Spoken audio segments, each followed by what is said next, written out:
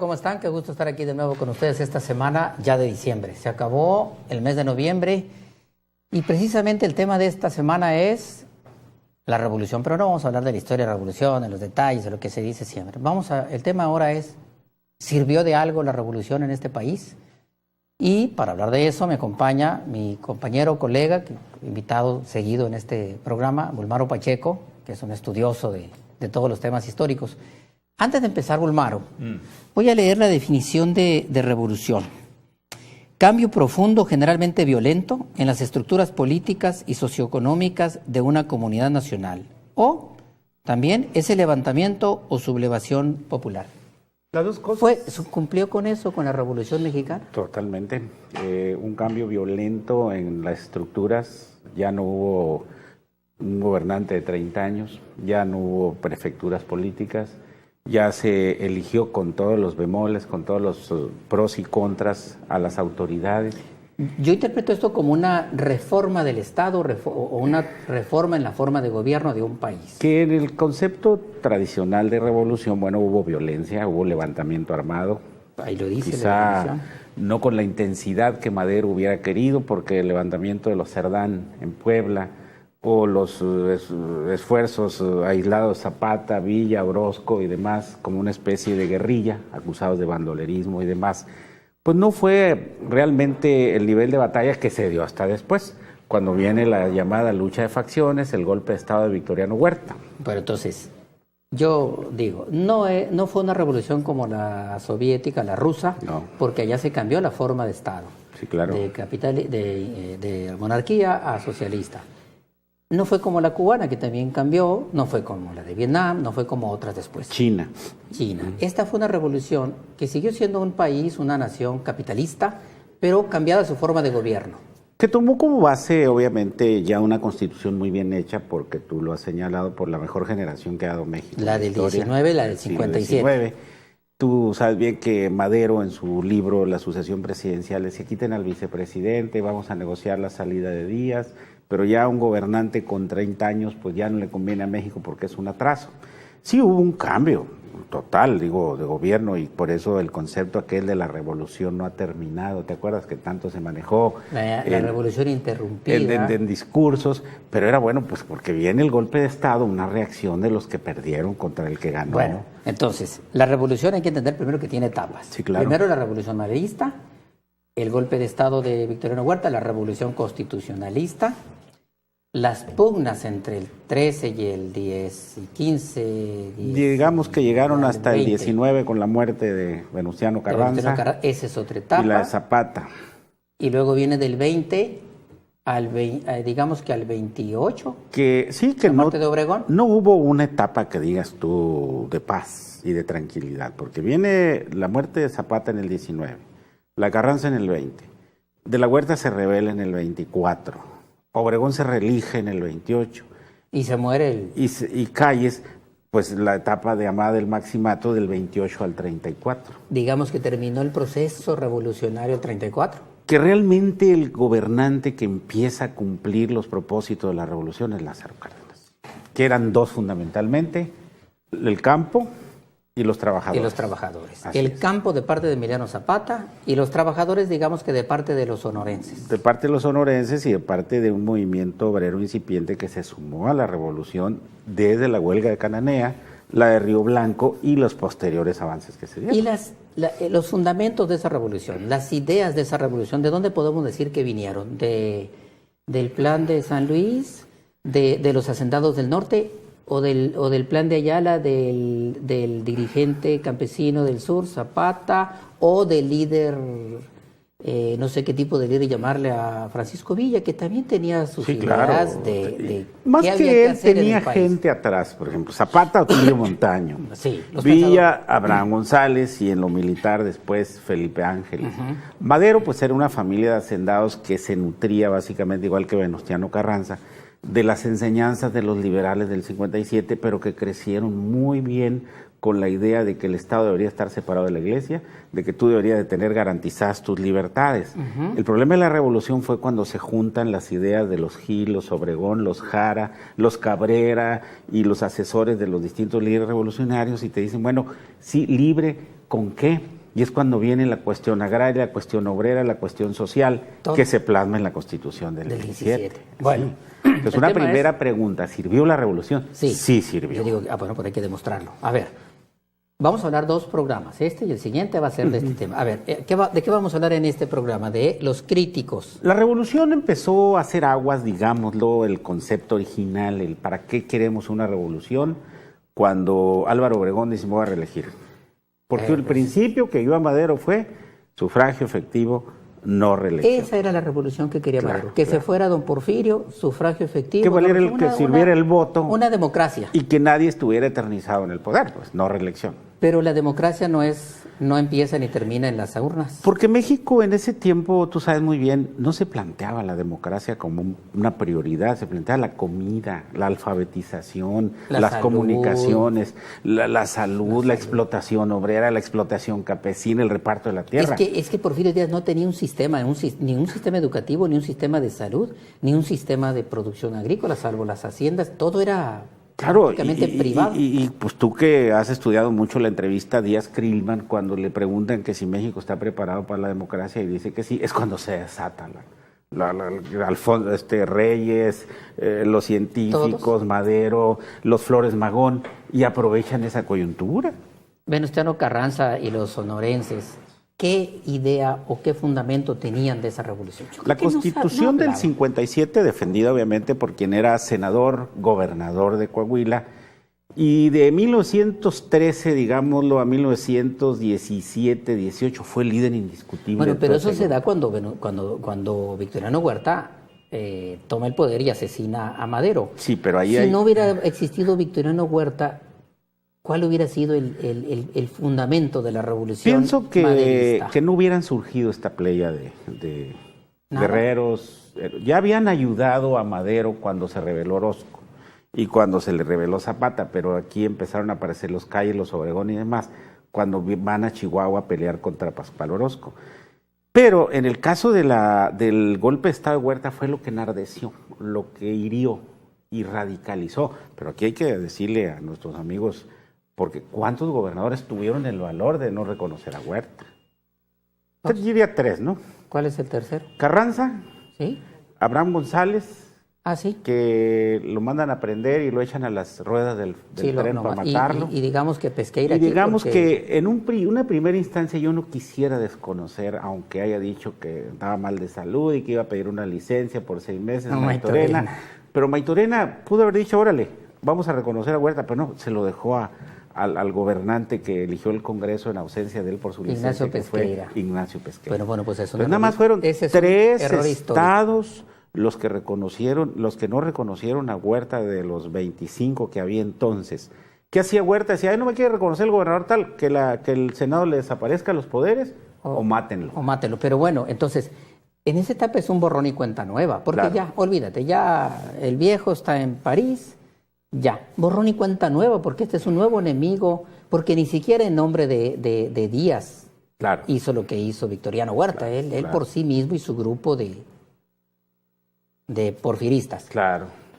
¿Qué es lo que se cuestiona entonces de la revolución? ¿Qué se cuestiona en Todos primer lugar? Estos críticos de la Luis Cabrera da una conferencia que hace mucho escándalo, en 1931, donde objeta en primer lugar que no se ha resuelto el problema agrario, que las haciendas siguen igual, los hacendados siguen explotando, el campesino sigue en la miseria y que los problemas cruciales que dieron origen a la revolución, que eran la explotación, la insalubridad y el analfabetismo, no se habían resuelto. No era cualquiera Luis Cabrera. Cabrera es el autor de la ley agraria del 6 de enero de 1915 y cuando matan a Carranza en Tlaxcalantongo, Puebla, él era de la comitiva que milagrosamente, dice, se salvó porque cayeron a un peñasco, de ahí caminaron y junto con Barragán, que era el jefe del Estado Mayor de Carranza, se salvan y posteriormente ha sido uno de los precursores intelectuales de la revolución y posteriormente de los críticos más situados, que decía, no ha resuelto el problema agrario, no ha resuelto el problema del federalismo, no ha resuelto el problema de las garantías sociales. ¿De qué revolución estamos hablando, dijo Cabrera, si lo único que ha servido es para enriquecer a los militares y dejar que el país fomente una concentración de la riqueza que la revolución pues se comprometió a resolver, que no fue eso realmente, pero que él señalaba como uno de los errores, así le llamaba él, de la casta gobernante que hasta este momento ha estado en México? Creo que tenía razón. Bueno, hasta ese momento, esta conferencia de 1931 pues, estaba en plena efervescencia lo del movimiento cristero, no se reformaba todavía la cuestión agraria, no salía una ley del trabajo, no se reformaba el artículo 3º. Pero yo creo que y para estaba el 31, dominando calles. Pero para el 31 no se podía hacer eso, yo creo, porque hasta el 31 todo había sido enfrentamiento, confrontación y muertos. Bueno, sí, lo que había era un problema cristero no resuelto, la rebelión del ejército, que los historiadores han dicho que las 3/4 partes del ejército se fueron con Adolfo de la Huerta en contra de Obregón, la reelección de Obregón, el movimiento cristero, un cóctel político. Y lidiar con Villa hasta el 15. Hasta el 23. Pues hasta que se que murió. Es cuando lo mandan a asesinar. ¿A qué horas iban a poner estos gobernantes? Digo, no había las condiciones. A mí me gusta mucho señalar el ejemplo, por ejemplo, digo, Verbigracia, que Porfirio Díaz quiso crear un banco de emisión para evitar que todo el mundo emitiera monedas y billetes. Ignacio Lagarda, billetes en Sonora, pero saliendo de Estación Doña no valen, por ejemplo. No tuvo 60 millones de pesos para crearlo. Calles llama a los mejores ideólogos, entre ellos a Luis Cabrera, a Gómez Morín, a Pani. ¿Cuánto requerimos? 57 millones para crear un Banco de México, y se crea. Pero hasta entonces hubo tiempo de sentarse y pensar qué había que hacer con este país. Y piensa Elías Calles en esto, por ejemplo. Y claro, el modelo, el Ministerio de Educación lo creó Álvaro Obregón, pero con Vasconcelos. Pero mira, Calles, y ese sería otro motivo de otro programa, ¿cómo gobernaron en Sonora Calles y de la Huerta, por ejemplo? Calles ya traía semilla, ya traía idea de qué hacer. Su campaña antialcohol, su campaña pro biblioteca en cada municipio, la creación de la escuela normal, la creación de escuelas prácticas para obreros y campesinos. El catastro, la creación del catastro en Sonora, él es la primera ley de catastro. La creación de estadística, por ejemplo. ¿Y sabes qué pienso yo? Que cuando se abrevó de eso, yo pienso que cuando estaba ahí de gerente de hotel, leyó una enciclopedia. Bueno, era un lector voraz, era un maestro del colegio de Sonora, no el colegio Sonora, no el de Sonora, que creó Ramón Corral a fines del siglo XIX. Pero ya traían idea, pero no sortearon con éxito las críticas. No había manera de hacerlo. Vamos a hacer una pausa de 1 minuto y regresamos con este tema tan apasionante que es ¿sirvió para algo la revolución? Ahorita nos vemos.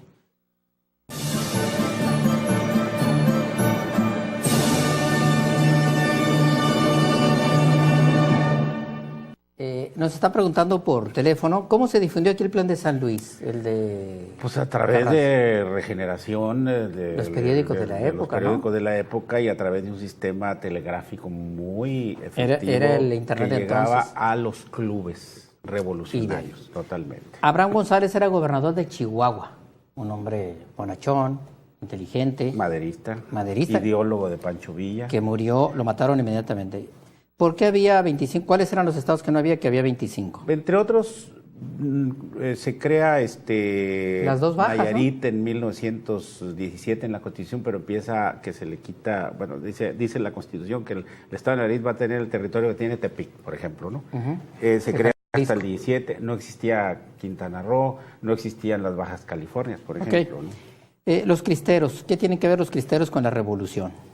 Se opusieron a la Iglesia, se opuso a la reforma del artículo 130 que refrendaba la separación Iglesia-Estado de la Constitución del 57, del siglo XIX, pero también había un ingrediente anticlerical entre los revolucionarios que provocaron. Sí, pero no fue por parte de la revolución, fue un levantamiento religioso contra el gobierno establecido, que era el gobierno de Obregón y el gobierno de Calles. Entre 25 y 29. Se dice que formó parte de la revolución, se menciona porque forma parte de este periodo que dijimos que terminó el 34. Krillman, entrevista, pues fue la entrevista que le hizo este periodista norteamericano a Porfirio Díaz un poquito antes de que se fuera, y le dijo, ¿está preparado el país? Sí, dijo. Pues dijo, pues entonces. No, y dijo que él iba a reconocer si salía un partido distinto al Y de él. cumplió. Y cumplió. Cumplió. No perdió. Bueno, seguimos con esta. Bueno, se cuestiona que esta revolución no sirvió. Han salido, yo me acuerdo que cuando era alcaldesa Dolores del Río, trajo a un conferencista que negaba las revoluciones, pero no solo la mexicana, también la rusa, la china y la cubana. No, es una corriente, me decía un amigo de historiadores muy norteamericanos, que niegan que existan las revoluciones. Bueno, hay un debate que todavía no ha sido resuelto en México, porque nunca se va a saber cuántos murieron en la revolución, por ejemplo. Bueno, se dice que 1 millón. Pero ¿cuántos murieron en Tlatelolco? Se analiza el censo, y se dice que el censo tan solo hubo como 300,000 muertos, porque los otros tantos emigraron a Estados Unidos. Como los que sintetizan hablan de 1 millón tomando en consideración los censos. Los censos. De cuánto tenía Álamos y cuánto tuvo después, cuánto tenía Pachuca y cuánto Pero después. hubo gente que no murió. Pero si usted va a alguna ciudad fronteriza de Estados Unidos y visita familias mexicanas que tienen décadas allá, te dice, no, es que mi familia se vino en la revolución, por ejemplo. Mi abuelo hizo la primaria en Estados Unidos porque se fueron ellos y mi bisabuelo era revolucionario. La familia de Melo Almada, por ejemplo, el beisbolista guatemalteco. También hubo epidemias, recordemos la epidemia del 18, 17, hubo epidemias. Entonces se calcula que murieron 300,000 en realidad por la revolución. Sí, claro. Han muerto más los últimos 10 años. Sí, no, pero hambrunas, crisis y demás, sí. Porque bueno, las cosechas, como decían luego, y las ciudades que tomaban los revolucionarios, ¿cómo abastecían? ¿no? Tenían que abastecerse de algo. Hambre. Entonces ha habido una serie de críticos que han negado la revolución y dicen, fue un invento el discurso revolucionario del general Lázaro Cárdenas. Lo que pasa es que, como decíamos ahorita, el general Cárdenas es el que empezó a aplicar las principales medidas revolucionarias. Las demandas revolucionarias. En el aspecto agrario y en el aspecto obrero, básicamente. Entonces, sí hay críticos, obviamente había problemas que no se podían resolver. ¿Cómo resuelves el problema de alfabetización sin maestros y sin normales, por ejemplo? ¿Cómo resuelves el problema de la producción sin comunicaciones? ¿Y sin maquinaria agrícola? Fíjese, en 1934 se establece la obligatoriedad de la primaria, pero no había maestros. Se plantea en los 40 la obligatoriedad de la secundaria y se va hasta 1993 la secundaria obligatoria. Se empieza el parvulito, yo creo que tú no llevaste parvulito en San Bernardo. Con trabajo pero era primaria, no con trabajo y primaria de 3 años porque tuvo que irse a otra parte después, así estaba. La preescolar hasta 2002 obligatoria, por ejemplo. Es decir, ¿por qué no se pudieron resolver muchos problemas? Porque no había dinero, porque no había personal calificado y porque no se podían resolver los problemas a los ritmos y a las velocidades que exigían las masas. Después de tanto tiempo, desde el siglo XIX y los 30 años de porfirismo, pues la estructura de la administración pública en este país no existía, no había un sistema fiscal fuerte, por ejemplo. Tan solo el fiscal, solamente existían las aduanas. Por ejemplo, cuando toma Carranza Sonora, que se viene a vivir aquí 3 meses, nombra un gabinete de 5 o 6 gentes. Claro, el de Hacienda dice, todo lo que es correos, telégrafos y las oficinas recaudadoras de las aduanas, viene para acá. Es el único lugar donde entraba dinero. No había un sistema fiscal, no había un sistema educativo, no había un sistema financiero. Claro que no. No había comunicaciones, solamente trenes. No había un sistema de nada. Era un país de hacienda, que era la explotación, y de millonarios y de miserables. Sí había avances, porque se ha destacado, obviamente, a don Porfirio no hay que criticarlo por el 10 y por el 11. Hay que verlo desde el 876 al 880 y a partir de ahí todo lo que se hizo en el país. Es decir, México no conocía una etapa histórica de estabilidad ni de tranquilidad. Como fue o como haya sido, pero se dio. Del siglo XIX. Los ferrocarriles y demás. Era la comunicación de la época. Pero eso otro no. Porque llegó la gente a convencerse que así como estaba México no ibas a ninguna parte. Lo que decimos ahorita. Hubieran sido lo que fueron Obregón, Calles y La Huerta, si no hubiera revolución, no. No hubieran figurado, no hubieran tenido ese papel histórico. A lo mejor hubieran sido buenos gerentes de refaccionarias, de tiendas, buenos agricultores, pero no hubieran tenido el papel que tuvieron si no hubiera existido la revolución. Ahí viene otra respuesta a la pregunta que se hace. ¿Sirvió la revolución? Claro que sirvió. Que no resolvió, que no haya resuelto problemas en el corto plazo es otra cosa, pero por cuestiones estructurales. Ninguna revolución. ¿Cuánto lleva la China queriendo darle de comer a 1.200 millones de chinos? Hasta la fecha no. ¿Por qué ahora que se muere Fidel dicen, bueno, en primer lugar en educación, en erradicación de enfermedades, desnutrición infantil? Sí, pero le critican la democracia, pues. ¿Por qué se eterneció 50 años, casi 60 en el poder y hereda el poder a su hermano? Bueno, son las grandes cuestiones que hay que debatir. Sí, ¿qué resuelven las revoluciones? ¿El problema de la igualdad o el de la libertad o el de la democracia? Quienes han querido resolverlos, y el otro día relataba Jorge Edwards en un artículo que él fue a ver a Fidel para que le diera consejos a Allende cuando tomó el poder en el 71. Que le dijo, dile que no comete el error de querer hacer el socialismo en 2 años. Dile que ahorita ya nacionalice el cobre, porque eso Chile lo requiere para su desarrollo y el Estado para sus finanzas, pero que no quiera hacer el socialismo en 2 años porque va a fracasar. Algo que le dio haber aconsejado a Madero, cuando llegó al poder Madero, de una manera democrática. Después, oye, dile que cambie el ejército. A la gente del ejército, sí. Dile que cambie, y no lo hizo. No, dile que si tienen el gabinete a puro porfirista, lo van a obstruir. Y si tiene el mismo ejército, lo va a tronar. Y así resultó. Fue. Absolutamente. Así fue. Bueno, que fue ingenuidad, buena fe, formación de clase, dicen muchos. Lo que tú quieras, pero es el apóstol de la democracia. Podía ser también el apóstol de la ingenuidad, ¿no? Pero fue el que se animó. Ese es el mérito. Yo quisiera ver a alguien llegar a las 2 de la mañana a Navojoa en el tren en tiempo de frío y que te recibieran de mala gana las autoridades, que quieras ir a un hotel y digan, está cancelado. Y amenazado de muerte. Oye, y el mitin no se va a poder llevar a cabo porque la plaza no te la prestaron. A ver, ¿quién aguantaba? No, yo me pregunto ahorita ante los problemas del país, estos de que tanto nos quejamos. ¿Dónde está el profesor de primaria de Fronteras? ¿Dónde está el agricultor mediano pequeño de Guatabampo? Que salga, claro, se anime a proponer y a avanzar para enfrentar los problemas del país ahorita.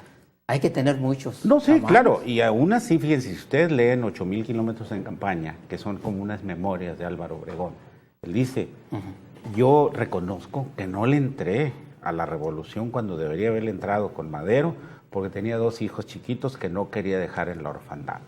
Pero ¿cuál fue la llama que lo prendió entre ser presidente municipal de Guatabampo en 1912 y ser presidente de la República en 1920, 8 años después, de pequeño agricultor, vendedor de zapatos, productor de cigarros, como cualquier poeta, músico, ciudadano de ahorita? Bueno, eso fue la revolución. Bueno, pero como dice Cabrera ahí, ¿qué es una revolución? Y plantea ahí, en su libro, define lo que es revolución, como con lo que empecé ahorita. Yo creo que esta concepción de la revolución fue evolucionando en la medida que fue pasando el tiempo y el enfrentamiento. Madero tenía una idea, sufragio efectivo, no revolución. Con eso se iba a resolver todo en el país, claro, según él. Viene el Chacal y estos hombres no lo pensaron, nomás se fueron a tumbarlo. Después se ocuparon de pensar qué iban a hacer, porque sí, claro, después de que lo tumbaron, digo, ¿y ahora qué hacemos con el país? Pero al rato viene, la presión social de quien le dijeron, hey, cúmpleme lo que prometiste. Por eso se le reveló Zapata, se le reveló Orozco. Yo no hice la revolución para escuchar discursos sobre democracia, yo quiero tierra. Decía Zapata. Y bueno, pero ¿le prometieron algo los revolucionarios? ¿Y por qué le agregaba libertad Otilio Montaño al lema, tierra y libertad? Porque vivían en un cacicazgo que los gobernadores reproducían la forma de gobernar de Porfirio Díaz y con la bota encima. Bueno, entonces esa pudo haber sido más que la promesa, la negociación con el que los iba a apoyar para tumbar a Huerta. Claro. Tierra para los sureños, reivindicaciones obreras para los norteños y los del centro, y democracia y justicia social. Justicia social. ¿Cómo le agregaron los constituyentes del 17? Es decir, Nacho Lagarda tiene libertad, pero si no tiene justicia social va a ser esclavo de la necesidad. Pues seguimos. ¿Y qué quiere decir eso? Que con libertad no resuelves el problema, porque si no tienes empleo, no tienes ingreso, no tienes comida, no tienes tierra, ¿con qué vas a ejercer tu libertad? Ese problema lo resolvió la revolución, regular, bien. ¿Cuándo? Yo creo que lo resuelve con la legislación del 17 y con las leyes secundarias y los avances que dieron presidentes como Cárdenas, por ejemplo, ¿Por qué rompe las haciendas Cárdenas? Para crear normales rurales. ¿Por qué reparte la tierra? ¿Por qué expropia el petróleo? ¿Por qué crea el Politécnico Nacional? Educación. ¿Por qué crea el sistema de educación socialista, entre comillas, que el rector de la UNAM le objetaba? Bueno, pues porque estaba desesperado por cumplir las demandas sociales y las reivindicaciones que dieron lugar, Nacho, a la gran clase media que no existía en la revolución. Que somos nosotros. Que somos nosotros. Bueno, pero también porque ya tuvo tiempo de sentarse, ya no había balazos que tirar, ya no había enfrentamiento, no había conflicto. El último con el que batallaba era con Elías Calles y lo sacó del país. Pues fue el primero que tuvo tiempo para ponerse y él mismo a gobernar. Se rebeló posteriormente porque él quiso resolver la sucesión, algo que no resolvió la revolución, el sistema pacífico de herencia del poder que tampoco ahorita está resuelto. Y le tronó con Andrew Almazán, que se le rebeló, y después se vio que había realmente compañías petroleras de las expropiadas que estaban atrás de esa candidatura. Podemos decir entonces, antes de irnos, que yo creo que en el 2016 todavía seguimos en ese proceso de pulimiento de los principios y las aspiraciones de la revolución. Bueno, te voy a dar un ejemplo. Cuando todo el mundo creía que el aspecto violento en México había desaparecido, apareció Chiapas, el asesinato de Colosio, y este tigre que soltó Calderón, que no se ha podido parar ahorita que se ve la y lo de los años 70, lo de 68, la proclamación de un Estado socialista de parte de los grupos de armados guerrilleros de la época. Bueno. Seguimos todavía puliéndolos después de 100 años. Sí, no resuelto está la transmisión del poder pacífica por más reformas legales que hagas. El asesinato de un candidato presidencial en 94, las tensiones de la alternancia, más los conflictos con la violencia ahorita, hacen ver que el Estado de la Revolución, que trató de ser fuerte, se ha debilitado y que problemas que subyacen en el terreno de la política no han sido resueltos. 100 años después de que se promulgó la Constitución de la Revolución. El año que entra. El año que entra. Bueno, nos tenemos que ir. El próximo programa vamos a hablar de... Yo creo que hay que ver los momentos de parteaguas de la Revolución. Sí, 40 con Andrew, 52 con Enríquez, 68 con el movimiento que ya no fue de partidos, 88 con la rebelión dentro del PRI, la alternancia del 2000 y entre esos la rebelión de Chiapas que reivindicó una bandera zapatista y la muerte de Colosio que ratificó que el fenómeno Obregón no estaba todavía borrado. Bueno, y tenemos que hablar también de las instituciones que se crearon en esta estructura administrativa que todo Estado nacional necesita. Y que sobreviven. Y que existen y que son de las que vivimos. Absolutamente. Nos vemos la próxima semana. Gracias.